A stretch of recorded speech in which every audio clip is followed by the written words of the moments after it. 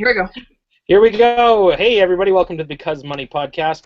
Thanks for sticking with us. We've experienced some technical difficulties. Completely my fault. And so if you're exploring the internet and you happen to find the John Travoltifizer and you want to Travoltify your name, if you Travoltified our guest's name, you would get Dodd Blork. So I would like to introduce you to Dodd Blork, who's joining us on the Because Money podcast. Rob will actually let you officially introduce our guest, and we'll go from there. If you need to hit us on the Twitter, hashtag Because Money, I will be moderating. Looking forward to this one. Here we go.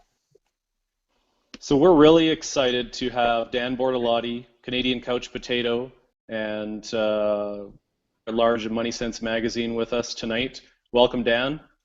Hi, thanks for inviting me.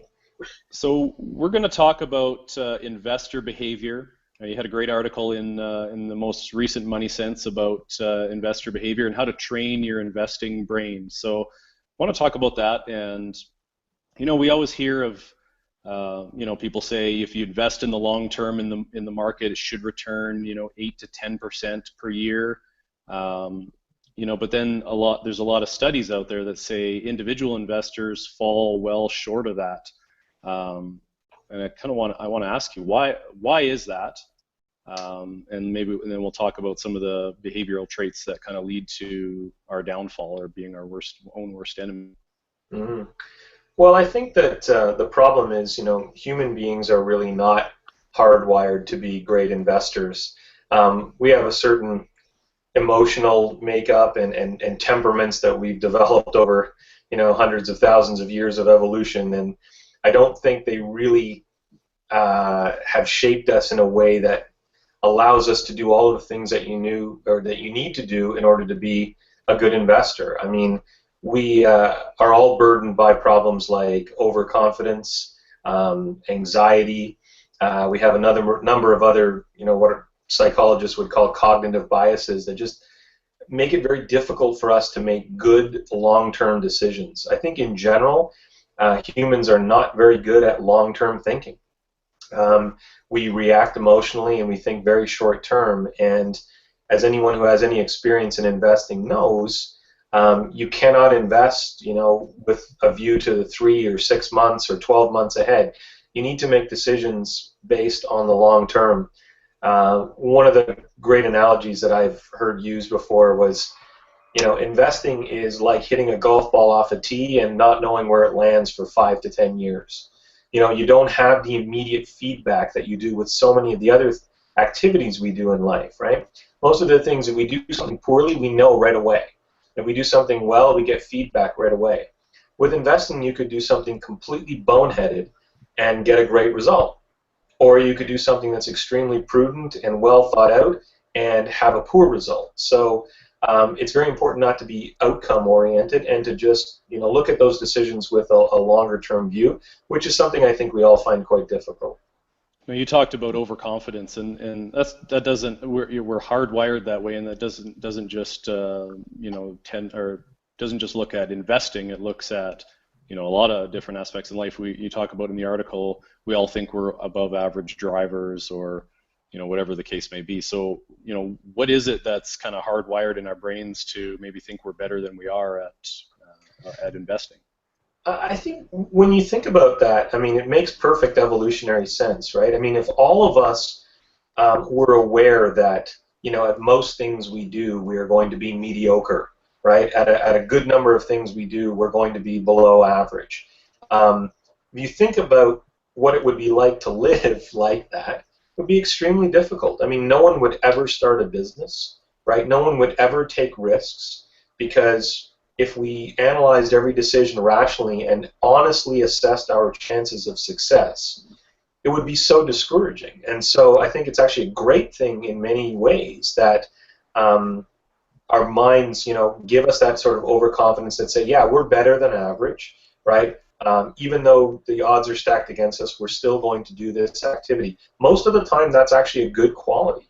In investing, it can be a little bit different, because I think in investing, it does require a certain amount of humility. And I think that it's very important for us to recognize that, if you want to be an active investor, it means that you've got to beat other people.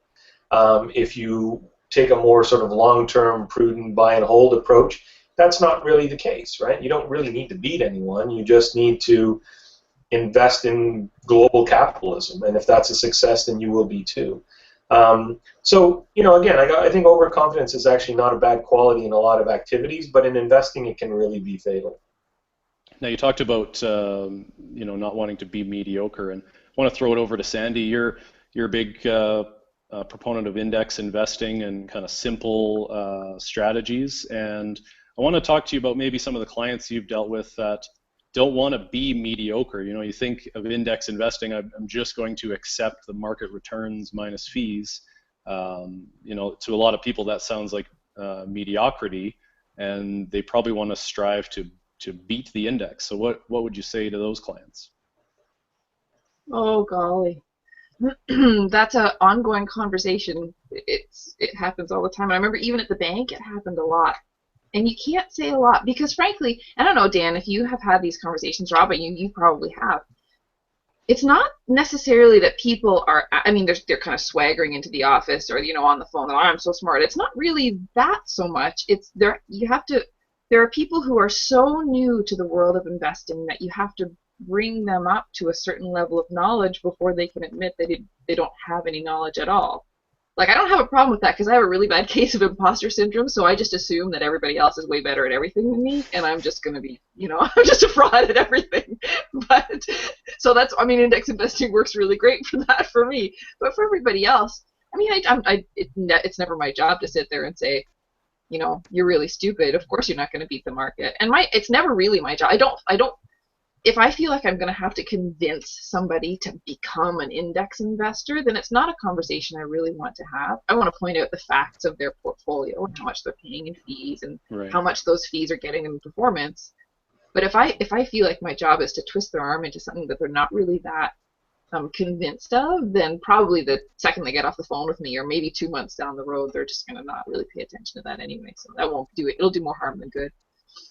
And the fact is, I'll throw it back to you, Dan. It's actually not a question about mediocrity. It's, if you invest in a passive way and you're buying kind of a slice of the market, you're actually going to beat, I don't know what the percentage is now, 80, 90% of active managed funds or active managed portfolios. So it's not mediocrity. You're actually, kicking butt over 90% of investors. Yeah, that's a really important distinction that I think is often lost, is people will say things like, why would you want to accept average returns, right? And because think about it, in most things we do in life, we don't want to be average, right? Who wants to be average at their job, or, who wants to be an average parent, or, average at our hobbies and things like that? We want to be outstanding.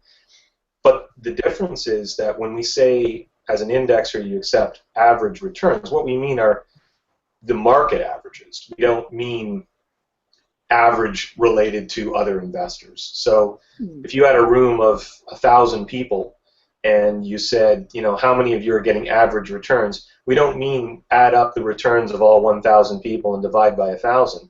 What we mean is how many of you actually earned returns that are close to the market average. And my estimate would be, if it was 10%, I would be pretty shocked. So it's important to understand that the average investor does not earn the market averages.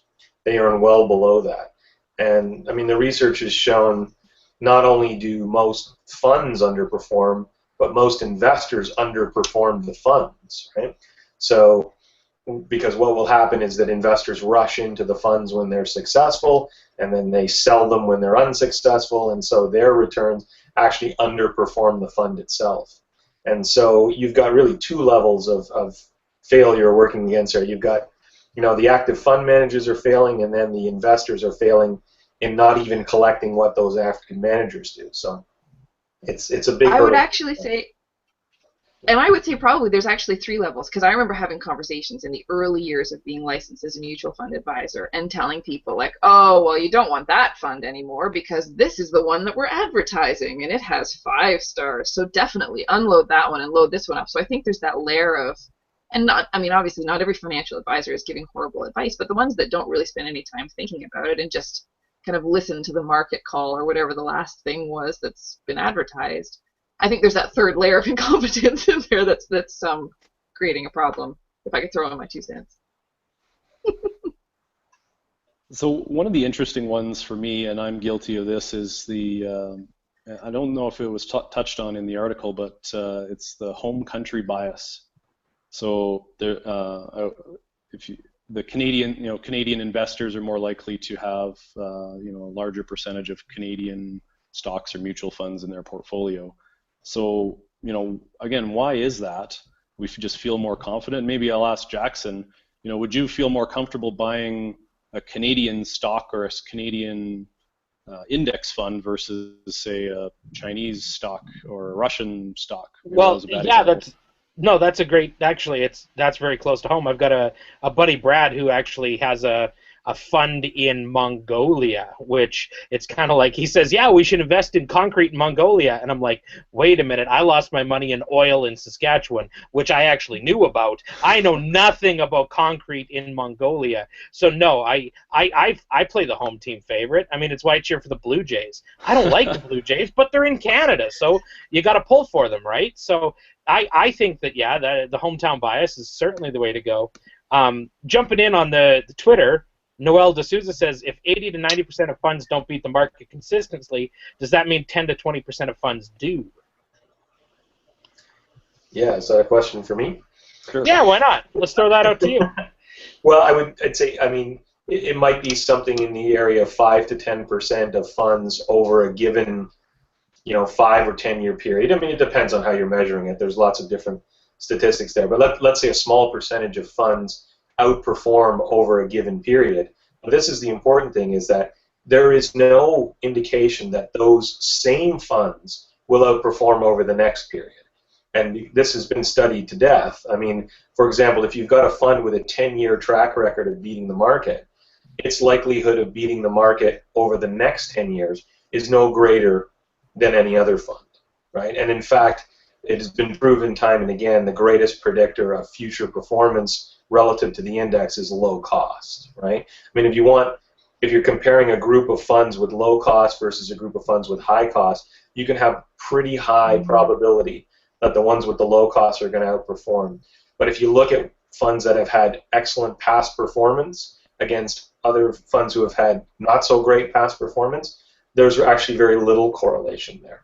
So, yes, there will always be a percentage that will outperform over a period. It's just impossible to identify which ones are going to be the winners. And that's always the case. People will say to me all the time, but, there are lots of fund managers beat the index. And said, that's true. I mean, over any period, a significant minority of funds will win. As soon as someone can figure out which ones it's going to be ahead of time, let me know, because that is always the problem, right? No one's saying it's impossible to beat the benchmark. We're just saying it's difficult and it's impossible to know which ones are going to do it in advance. But I think if we're speaking to the overconfidence that you're talking about earlier, I think we all believe that we're in that 5 to 10% that will. And I know that when I had my hand back in 2008, 2009 at picking stocks, I thought I was on fire. I thought I was just the king, and I lost 98% of my portfolio in 2 weeks. Wow. Like, I don't think you could do worse ever. I think you could write a case study on how bad I did. But I mean, yeah, but I walked in like I was the boss, and the overconfidence. The market, yeah, they say it's dangerous, all eggs, one basket, forget it. I just walked in and was a complete tool bag, but I'm out now. Well, that's a great point in terms of the, everybody thinks that they have an edge, right? And it goes back to what we were talking about earlier about the misleading nature of the feedback you get in investing. There is a tendency for investors to take credit for their success and to ascribe their lack of success to bad luck, right? So if I do well, it's because I'm smart, and if I do poorly, it's because I'm unlucky, right? And that, again, it's a natural human tendency, not just in investing, but, I'm an avid poker player. I see that all the time, right? If you have a good day, it's because you played great, and if you have a bad day, it's because you didn't get any cards, right? And that's a really common feeling in investing, and it leads you to rampant overconfidence when you have a good run. So what about loss aversion? Now, you talked about the example I'm sure we've all heard or felt ourselves is that, I've got a losing stock or losing fund in my portfolio, but I don't want to get rid of it until it comes back to even, until I make my money back. Now, so what is it that makes us feel that way, and why is that kind of the wrong way of thinking? Yeah, that's a great example. I mean, what happens is just in general, as humans, we don't like to admit that we've made mistakes, and we don't like to admit wrong. And there's lots of evidence that most investors in individual stocks have a tendency to sell the ones that have gone up and hang on to the ones that have gone down. Now, it depends on the context, because that's not always a bad thing to do. And certainly as an index investor, when you're investing in entire asset classes, that's called rebalancing, right? Selling what's gone up and buying what's gone down, or holding on to what's gone down. That's a good thing.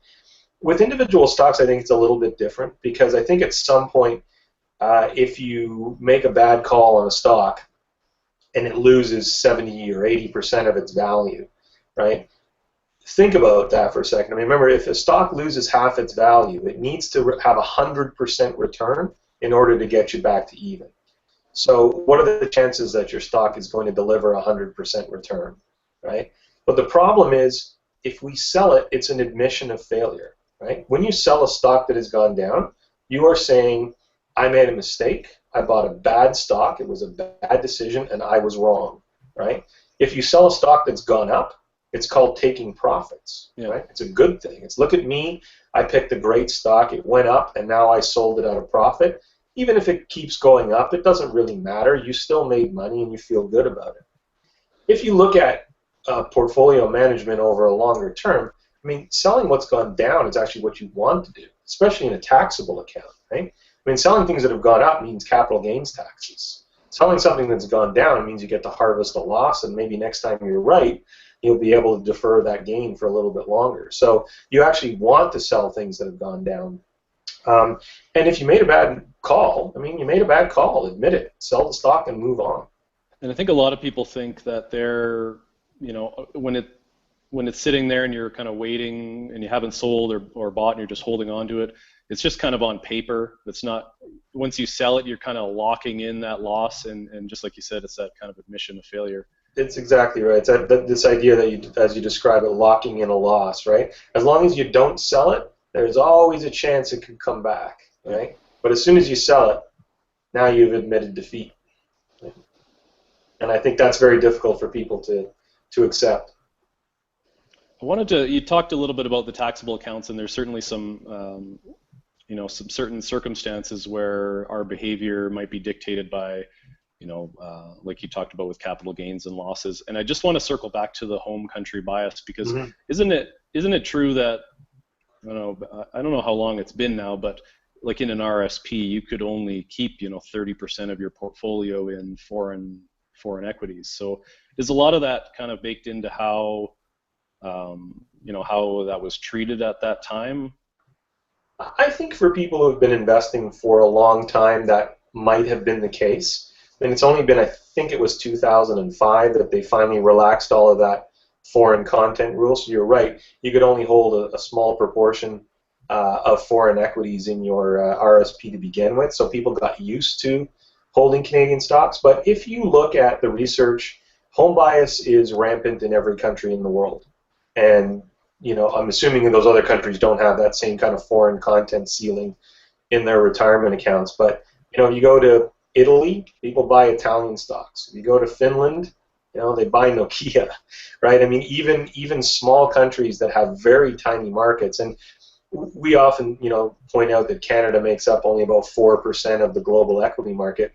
That's actually, I think it's in the top 5 or 6 in the world. I mean, there really are not very many countries that have bigger public stock markets than Canada. So if you are an investor in a place like Finland or Sweden or Holland, the choices that you have are even smaller, and yet you will still see people loading up on local companies. And I think the reason for that is we have the impression that what is familiar is safer, right? I mean, Shoppers Drug Mart and Tim Hortons and these companies that we deal with every day, they're so familiar to us that they feel safe. But, you know, I like to remind people, like, I could live in the same city that Tim Hortons is headquartered in, or I could live in, you know, Timbuktu, and the stock is going to return the same. It doesn't care where you live, right? And so if I hold Coca-Cola, it's the same level of risk as someone, you know, who lives in the U.S. Or so that risk is really an illusion, right? Now, there are some countries, for example, that have less strict governance regulations. Like I would argue that, you know, investing in some emerging countries or frontier markets are certainly riskier than Canada. But it's pretty hard to argue that U.S. stocks are riskier than Canadian stocks, right? Or British stocks are, you know, more risky than Canada. That doesn't make any sense. So, I mentioned in the intro about recency bias. So, you know, we started our blog in 2010. I think I started my investment portfolio as a do-it-yourselfer in a discount brokerage in 2009. Right at the start, I mean, pretty much the bottom of the financial crisis hit in March 2009, and from then on, it's been a bull market. It's been up, up, up. Mm-hmm. Now, maybe talk a little bit about recency bias and what that looks like as far as kind of fueling our overconfidence. I think it's so important right now. I mean, I can't tell you the volume of email I get now from investors who have just started, you know, the investing journey, say 3-4 years ago, and who said, I have a very high tolerance for risk. Volatility doesn't bother me. If my portfolio fell in value, I would be okay with that. And I say, really? When did your portfolio fall in value? Right? Because, I mean, except for a couple months in 2011, it's been a pretty great run since 2009. And so people look at the recent past and they think that, you know, they evaluate their investing temperament based on what's happened recently. So I don't really trust anybody's self-proclaimed risk tolerance unless they went through the 2008-2009 debacle, lost half their money, and then, you know, came out the other end without having panicked. If you did that, then I would believe you. But if you didn't endure that, you really don't know what your risk tolerance is. I'd say the benchmark is someone who did the Smith maneuver in 2007 or 8 and still has it intact. Yeah, if you did that, then then I believe you. But, Jackson has an anecdote to share along those lines. But the other thing that I see all the time now in terms of the recency bias is related to what you were saying earlier, Rob, about the home bias. I regularly get emails and responses now that people say to me, you know, Dan, your portfolios are like 1/3 Canadian, 1/3 U.S., 1/3 international.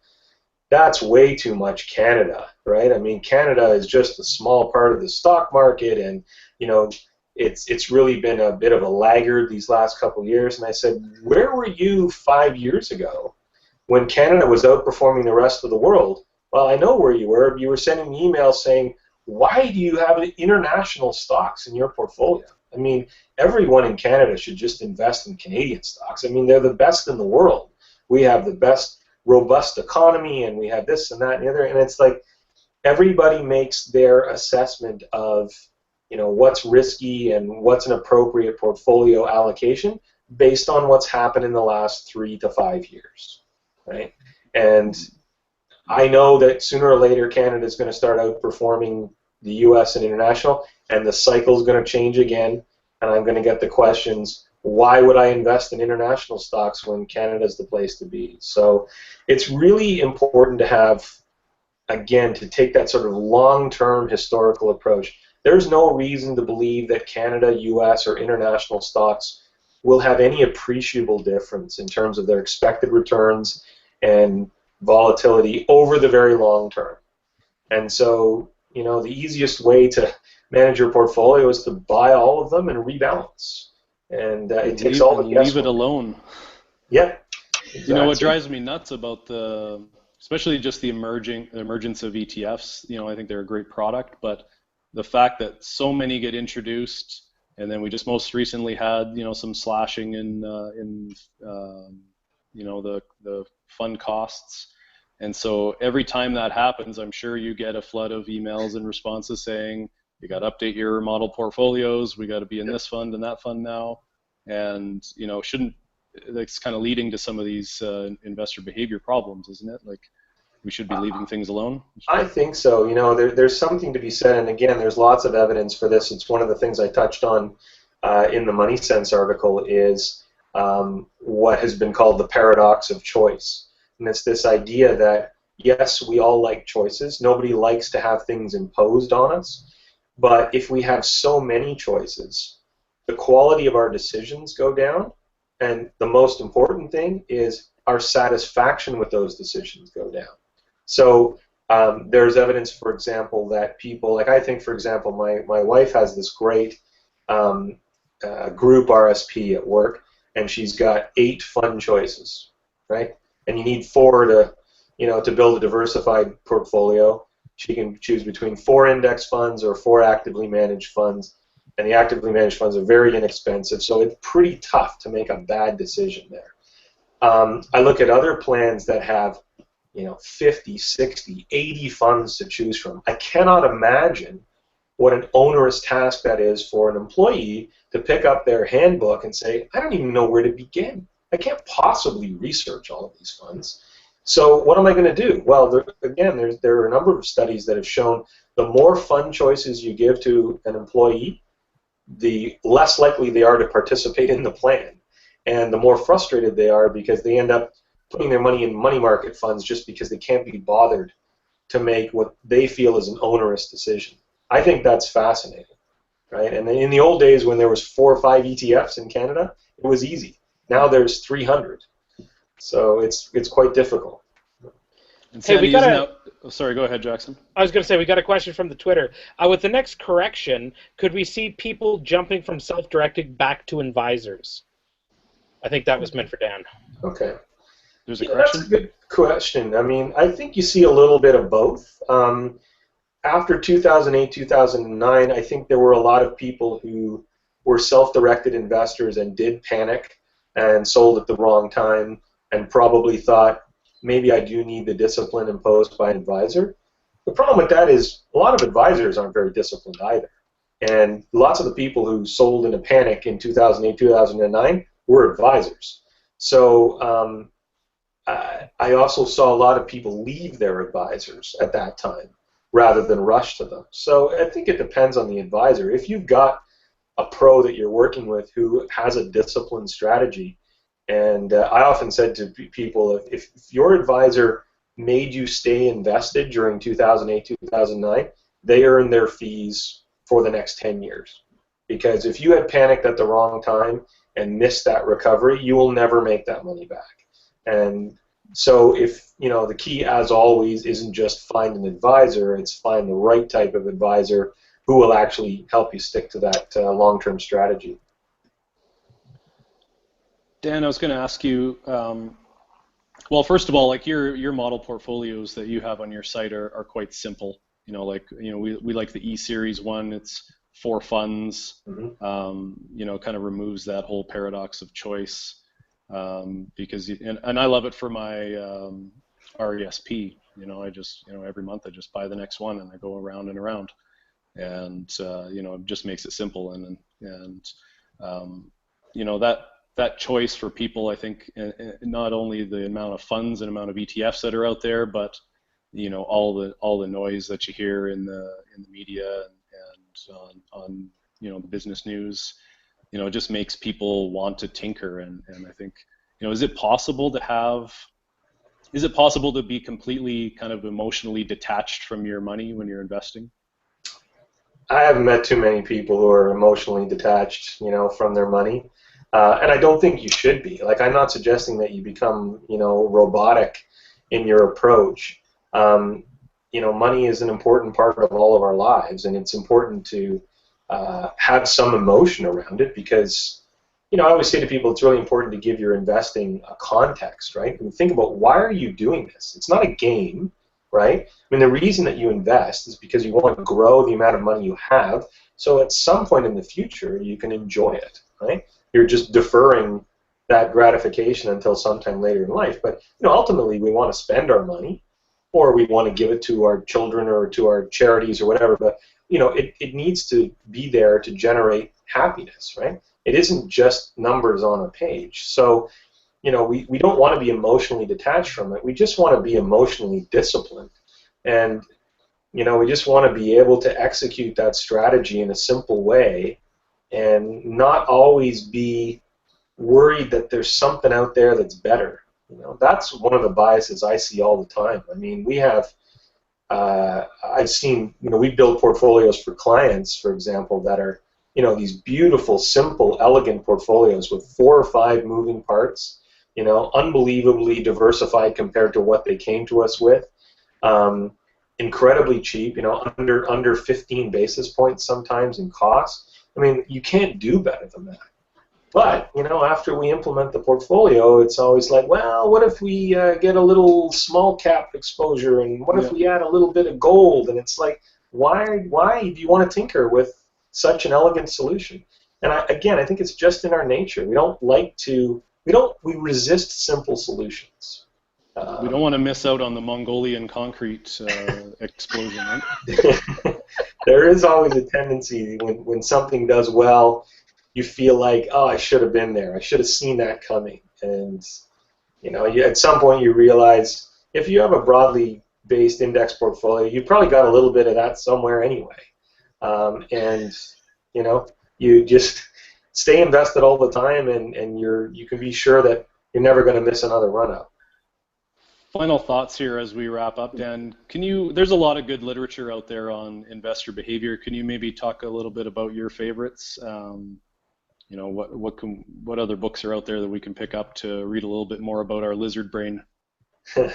Yeah, there's one that I really enjoy, which I think people will be familiar with, is The Behavior Gap by Carl Richards. He's a guy who just has a really great knack for nailing some of those common human biases. And he's also got these great little sketches that he does that work right on the back of a napkin. And his book really has very little to do with investing proper. He doesn't give you any kind of strategies. He just sort of says, this is the way people think about money, and this is the way they should think about money. And what he calls the behavior gap is the gap between, again, market returns and the returns that you actually achieve, which are, often lower because of your poor behavior. But that's definitely a great place to start. Very easy read. You read it in 2 hours. And I think it's filled with insights. Excellent. And there was one that you had actually sent me, or I won on your site way back when, and that was it was called What Investors Really Want. Yeah, by Meyer Statman. Meyer Statman is a professor at Santa Clara University in California and has been writing about behavioral finance for a very long time. One of the pioneers in the field. That's a good one. It's a little bit more technical, I would say, than the behavior gap. But one that strikes me that you reminded me because they're colleagues is Daniel Kahneman's book, Thinking Fast and Slow. It's not specifically related to investing, although there is some sections on investing. Just a wonderful book that explains all of these strange behavioral and cognitive biases that humans have, and has amazing insights that I think will not only make you a better investor, but a better decision maker in general. So we can't always avoid these nasty habits, but it is, would you say it is good to be conscious of them, that they're out there, and acknowledge them? Yeah, I think so. I think that, we're all human and we can't, get around the emotional biases. But I do think that some self-awareness goes a long way. Being able to identify things like, now I'm guilty of mental accounting, right? Oh, that was recency bias. Like, just to be able to put a label on some of those decisions that we make will help us be a little bit more self-aware and avoid some of the biggest mistakes. Great.